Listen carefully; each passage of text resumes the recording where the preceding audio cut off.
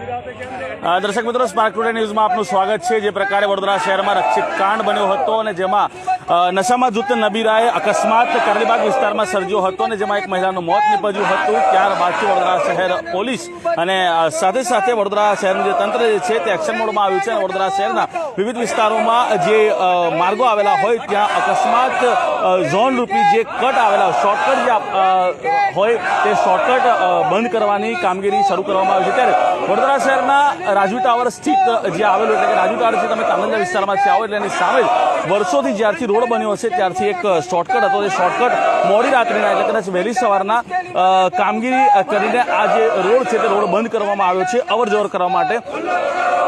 ત્યાં જ્યારે આ જે પાઇપ જે છે પાઇપ મારીને રસ્તો બંધ કરવામાં આવ્યો છે અને જે પણ પોલીસના જવાનો છે તેઓને તૈનાત કરવામાં આવે છે। કોઈ વિરોધ ન કરે અથવા તો કોઈ જે પાઇપો જે છે પાઇપો ઉખાડી ન નાખે તેના માટે પોલીસને તૈનાત કરવામાં આવેલી છે। ત્યારે તાંદલજા વિસ્તારના તમામ જે રહીશો છે તાંદલજા વિસ્તારના જે અગ્રણીઓ જે છે તેઓ અહીંયા પહોંચ્યા છે અને તાંદલજા વિસ્તાર જાગૃત નાગરિક સંગઠન જે છે કરવા માટે પહોંચ્યા છે અને મોટી સંખ્યામાં વિસ્તારના જે લોકો છે હજારોની સંખ્યામાં એ જે માર્ગ છે જે શોર્ટકટ બંધ કરવામાં આવ્યો છે ત્યાંથી લોકોની અવરજવર થતી હોય છે। ત્યારે રસ્તો બંધ કરવામાં આવેલ હોય ત્યારે તેના વિરોધમાં આજ રોજ વિસ્તારના જે લોકો છે તેઓ રજૂઆત વિસ્તારના રહીશ બરોડા શહેરને સ્માર્ટ સિટી તરીકે આખા દેશમાં વર્તી રહ્યા છે।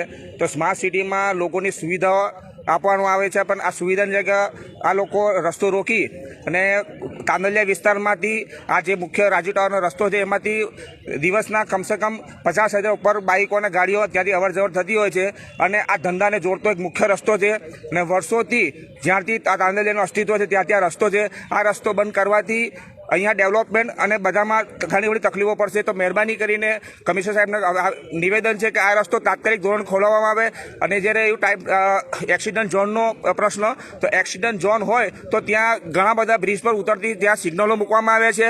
તો આ વિસ્તારમાં બી સિગ્નલો મૂકી અને ટ્રાફિક ઝોનને આપણે હટાવી શકીએ છીએ અને એક્સિડન્ટને બી આપણે હળવો કરી શકીએ છીએ। અકસ્માતનો ઝોન ગણીને આ જે રોડ છે તે બંધ કરવામાં આવે છે। આપણી સાથે સ્થાનિક સામાજિક કાર્યકર છે વસીમભાઈ, શું કહેશો? કટ તો વડોદરા શહેરમાં ઘણા બધા છે તો એક રોડ તો ઓલરેડી બંધ કરવામાં આવ્યો છે આપવામાં આવ્યું છે અને તેઓ પોલીસ કમિશનર નરસિંહા કોમારને રજૂઆત કરશે માર્ગ જે બંધ કરવામાં આવેલો હોય તેને નહીં લઈને કે માર્ગ ખોલવામાં આવે અને જો તેઓની સમસ્યાનું સમાધાન નહીં આવે, સોલ્યુશન નહીં આવે તો આંદોલનની ચીમકી